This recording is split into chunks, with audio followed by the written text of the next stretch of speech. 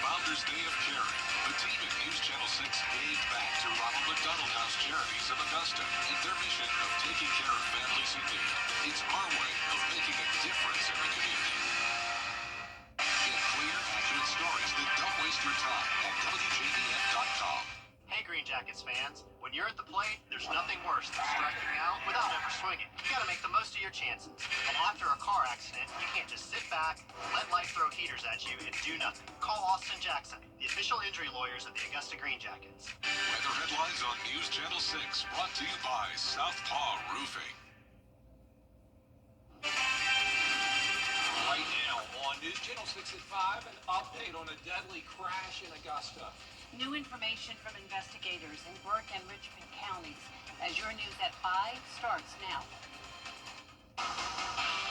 Live from Television Park, this is WJBF News Channel 6 at 5. Good evening, everyone. I'm Jenny Montgomery. I'm Brad Means. We do thank you for joining us as coverage you can count on begins with new developments tonight in the death of 23-year-old Xavion Wimberly. The Richmond County Sheriff's Office and Burke County Sheriff's Office holding a joint news conference today where they announced a $7,500 reward for anybody with information in the case. Wimberly, as we reported, was killed back on May 25th while he crossed Deans Bridge Road. He got hit about 3 o'clock that morning. Officers arrested Davion Tyshawn Williams, who they say hit Wimberly and drove away. They're now looking for the person or people who stole from Wimberly while he laid on the road. Burke and Richmond County investigators working together to offer that reward money, $7,500 now, for information or video of whomever did this. They want folks to just please come forward. Members of the Wimberly family speaking out as well. My family and I are leaning on our faith as we navigate this uncomfortable journey. We are reaching out to ask for your support. The community, the Sheriff's Department of Richmond County and Burke County, they're standing united and they're letting us know that they are here to support the Wimberly family. If you have any information on this case, you don't have to give your name. You can just call that number on your screen, 706-828-3784. Two 17-year-olds are in jail accused in a weekend road rage incident on I-20. It happened Sunday on I-20 near the Bobby Jones Expressway exit. Investigators say a passenger in a blue Tesla shot two victims. They detained the driver, but the passenger got away. Officers eventually caught him. Richmond County investigators, with help from Columbia County deputies, arrested 17-year-old Miranda Myers and 17-year-old Cameron Howard. Both teenagers are charged with 2 counts of aggravated assault. Howard is also facing a weapons charge. A suspect in jail after being shot by deputies in Aiken over the weekend. Aaron Stevenson is charged with burglary and assault and battery. Investigators say he ran from officers, pulled out a machete and a gun during a chase on Old Barnwell Road Sunday. Deputies say they finally shot and injured him, took him to the hospital, and now he does face several charges. It's time now for our first check on the weather. For that, let's check in with our chief meteorologist, Jenna Petracci. Well, just like how it was over the past few days, we're seeing those pop-up showers and storms. Nothing too strong or severe at this time, but definitely some heavy downpours. And one of those is right over town here in Augusta. A few lightning strikes and heavy rain all throughout downtown. Some light showers into North Augusta.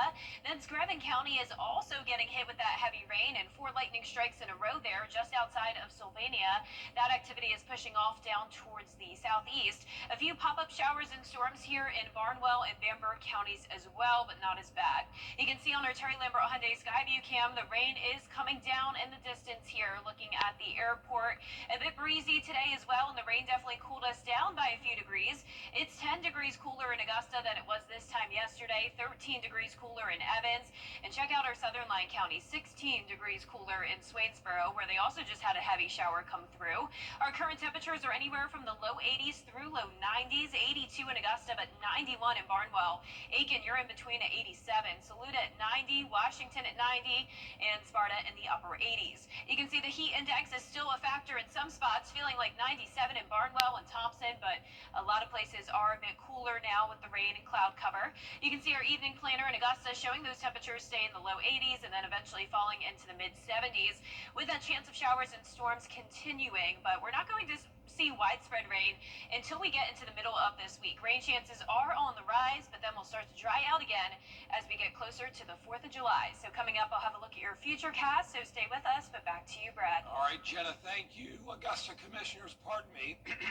Augusta commissioners getting ready to take action against the company in charge of running 2 low-income apartment complexes. Now neighbors are weighing in, as Graham Lee reports. Last week, Augusta commissioners met with Redwood Housing, the company in charge of running the apartments at Richmond Summit and here at the Bon Air. Augusta leaders are not happy with the situation, and those living here are saying the same. For some longtime residents, they describe the living experience chaos after years of dealing with poor living conditions and a slew of recent shootings. My apartment is hot as Hades. I don't have any air. I do not feel safe out here when people are shooting like that. You don't know where the bullet might go to, even in your own apartment. Last summer, commissioners approved a combined $48 million for renovations at Bon Air and Richmond Summit. Redwood Housing was put in charge to improve the apartment complex, but some say that's not the case. Since Redwood bought this, it went downhill. I'm going to say it just like that. Okay, we've been having all kinds of problems. After a conversation last week, city leaders approved to start the process to place Redwood's business license on probation. They'll be meeting once again before making a final decision. Yes, we got to hear back from them and what they want to bring forth. But, if we don't like what we hear, then we go with moving forward with probation. If they were to deal with what we have to deal with, they'd see things through a totally different set of eyes. Now, Augusta commissioners will not be meeting this week, but they say they will be discussing this more over the next few weeks. In Augusta, Graham Lee, WJBF, News Channel 6. Augusta is still looking for financial help for hurricane damage on the canal. More than 3 miles of trail still closed because of damage from Helene. $10 million in federal funds have been approved to pay for cleanup along city waterways. However, after a federal inspection, the grant for canal repairs was denied. We appreciated that. We appreciated them coming down and taking the tour to take a look at it and basically raising visibility. They've seen the extent of the damage. They can help facilitate with other federal agencies. And so it was good for us, but ultimately not good for us. But hopefully this will, spur further talks along and help us find other funding sources. We had another one. Biden says repair work will continue despite not getting the grant. He expects that section of the canal will remain closed until at least September. Pendleton King Park set to reopen 9 months after Hurricane Helene shut it down. City crews out today getting set for tomorrow's grand reopening where the public is invited to attend. The celebration is from 10 in the morning until 2 p.m. at the park on Troop Street. The GBI says sex trafficking and labor trafficking typically happen in major crime areas, hotels, or sporting events. And with next year's FIFA World Cup and next month's All-Star Game in Atlanta, the GBI is teaming up with the Attorney General's office and other local agencies to stop criminals. The statewide trafficking prosecution unit includes Atlanta, Macon, and Augusta. What we're doing to address human trafficking in this state is taking a partnership as well with our local, state, federal agencies, our Attorney General's office in prosecuting human trafficking cases as well. And I've got to compliment, a lot of the great work in identifying human trafficking is coming from our local officers out there. Director Hosey says victims are usually teenage girls between the ages of 14 to 17. One of the most talked about bills in the South Carolina State House last session would lower the income tax rate for most South Carolinians. It passed in the House, but still has a long way to go, as Caroline Yaffa reports. South Carolina's new state budget is set to go into effect July 1st, and it would lower the state income tax rate to 6%. But what makes South Carolina different than its neighboring states? Well, in South Carolina, they let taxpayers deduct federal taxes first, making the state seem less competitive just when you do a quick Google search. That doesn't help us when people are Googling us and looking at us. They don't realize that We allow you to take all your federal deductions before we assess our tax. No one else does that. So because of that, it makes us look uncompetitive.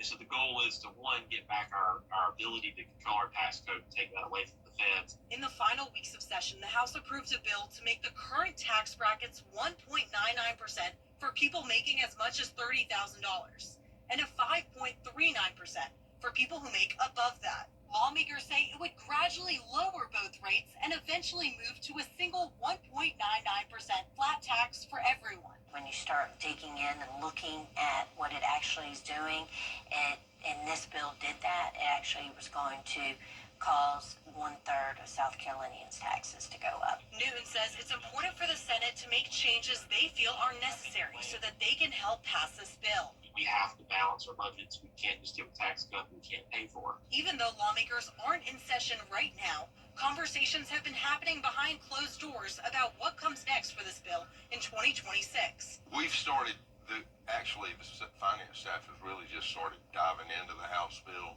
At the same time, it's just like I said, we're looking at the overall tax reform and how this would look if it fit into that. But I was not prepared to vote for a bill that at the outset was going to have such a impact on those working class families. In Columbia, I'm Caroline Yalfa. Fostering connections and conversations with mental health professionals.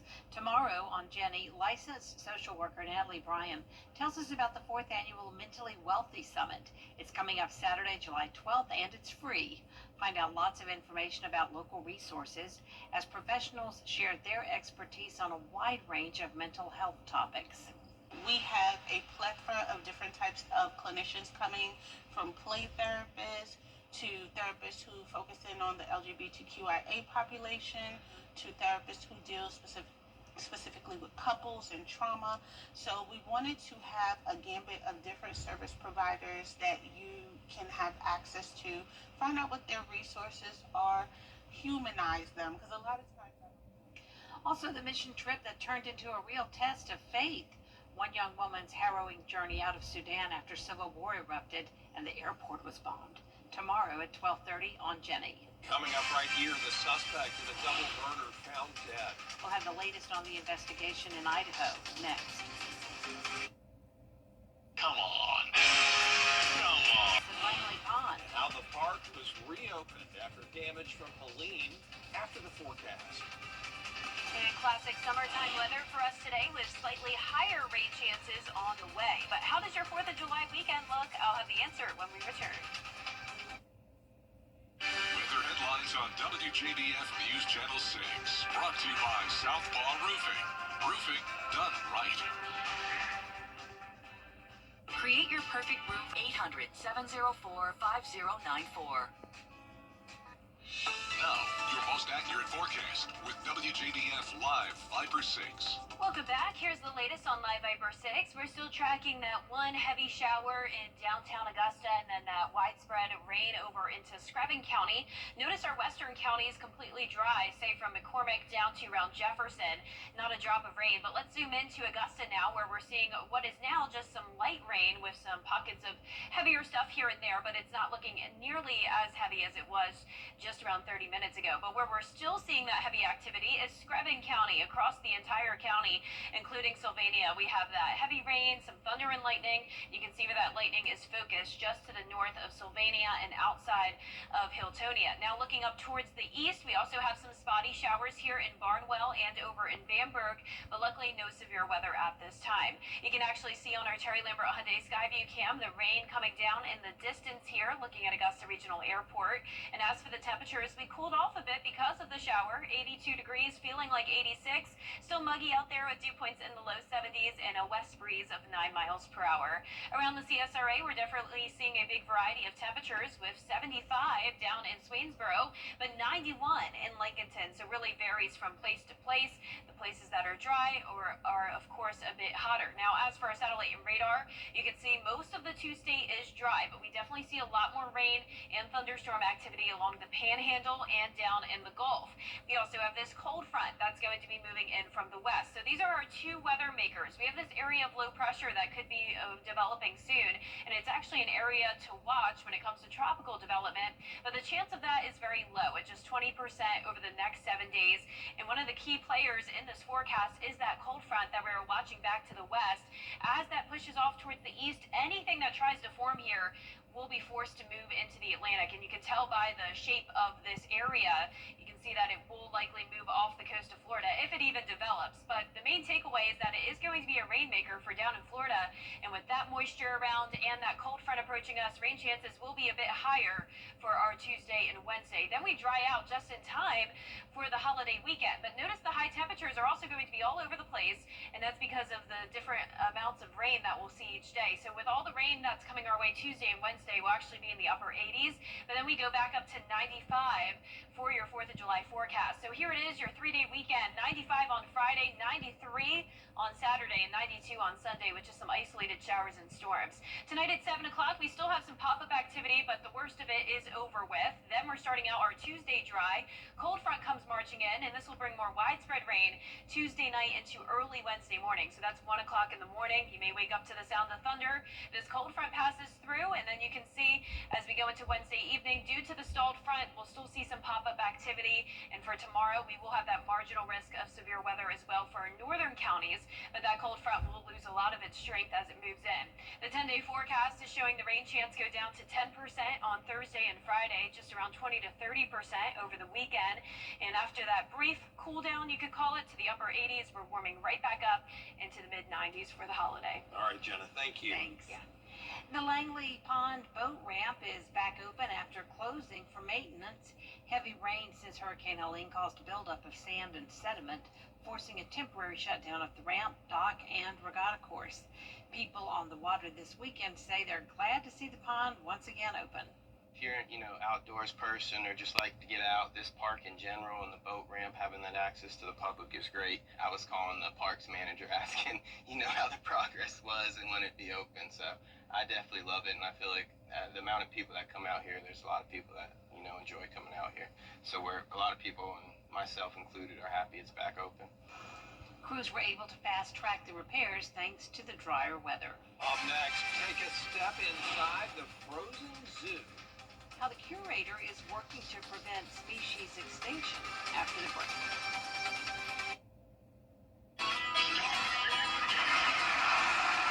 I'm 8th-generation watermelon farmer and NASCAR driver Ross Chastain. And one thing's for sure, racing with professional drivers requires me to use my melon. So if you've had a drink after a long day at work or celebrated a little too much, always surrender those keys to a sober designated driver. Because you should never mix drinking any kind of driving, and that's using your melon. A message from the Governor's Office of Highway Safety. Today's students are tomorrow's great thinkers and innovators. What can this law teach us about the way things move? But right now, there's a funding crisis in public schools. Millions of kids go to schools that don't have the books, computers, or other supplies they need just because of where they live. Kids want to succeed, but when schools don't have the right tools, getting there is harder. Donors Choose is a nonprofit that lets you support students and teachers in your community and beyond. You choose which supplies to support. You could provide first graders with pencils and paper, help a music class get a guitar, or you could supply a classroom like this one with a science project. What you're really giving is a moment that sparks a brighter tomorrow. Learn more at DonorsChoose.org. Choose students. Shape the future. For years, WJBF News Channel 6 and our partners have championed local families through our Children First campaign. Together, our mission has always been to strengthen our community by uplifting children and their families across the CSRA. Count on News Channel 6 as we make a difference in the lives of local children. To learn more, visit WJBF.com/Children First. WJBF News Channel 6's Children First initiative is sponsored by Bridgestone and Mike Costello Law Firm. You and me, we're the best of friends, and we'll stay together till broadcaster has been a true friend to our community. Enter to win your very own Freddy bobblehead today at WJBF.com. Sponsored by Alpha Insurance. Welcome back, everybody. A team in San Diego is working to prevent endangered species from going extinct. And it's all thanks to what they call the frozen zoo. Danny New has more. They extract the preserved blood from the mosquito and bingo, dino DNA. Jurassic Park's whole mosquito-trapped in amber method for cloning dinosaurs was, of course, a little unrealistic. But for the San Diego Zoo Wildlife Alliance, scientists were already onto the cloning animals with preserved DNA idea decades before that movie came out. The Frozen Zoo is the largest collection of living cell lines and gametes anywhere in the world. Marlis Hauk here is the curator of the Frozen Zoo, which celebrates its 50th anniversary this year. There are, of course, many big animals at the San Diego Zoo, but for half a century, the Frozen Zoo has been freezing vials of skin, egg, and sperm cells for more than 1,300 species. You freeze them to live indefinitely. Do you have to feed them? Very good question. Once they're frozen, we don't have to feed them. Here's the man who started it all, Dr. Kurt Benershka, who began banking these samples before cloning technology even existed. He always said, you must collect things for reasons you don't yet understand. Well, by keeping the cells of more than 11,000 individual animals alive, the Frozen Zoo has been able to contribute to saving critically endangered animals over the years. In the 1980s, their samples helped take the population of the California condor from around 25 to now more than 500. And a few years ago, their sample from 1988 helped clone the black-footed ferret. It is a race against time for us because as the population of different animals decline, we don't know which species is going to become more rare and endangered in the future. Today, as they continue to try and bank more and more samples, the Frozen Zoo's next big mission is to train facilities around the world to do the same thing. That way, we have scientists all around the globe who can help capture this biodiversity. and biodiversity is key here, since when you have these frozen samples at your disposal, that means you can bring in more genetic diversity down the line to a dwindling population, all vulnerable to the same things. In New York, for ABC News, I'm Danny New. That does it for us for this half hour. There's more coverage you can count on at 5:30. Including a proposal for temporary passes for undocumented migrant workers. That story after the break.